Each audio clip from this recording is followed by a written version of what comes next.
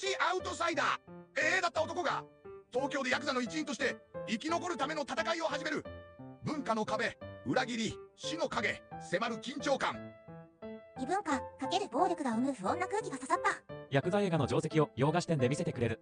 評判は賛否あるが、裏世界を覗く興味は20丸。2位ハボック。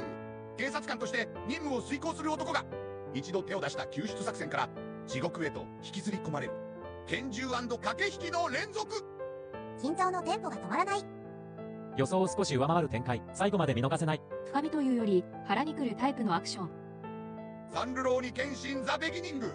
かつての暗殺者日村謙信、出会いが彼を変え守る者へと導く壮絶な旅の序章。演劇のスピード感が圧巻。序盤から引き込まれた。人斬りとしての罪と贖罪、その揺れ動く心が深い。原作ファンも満足。初めての人も楽しめる侍映画の王道。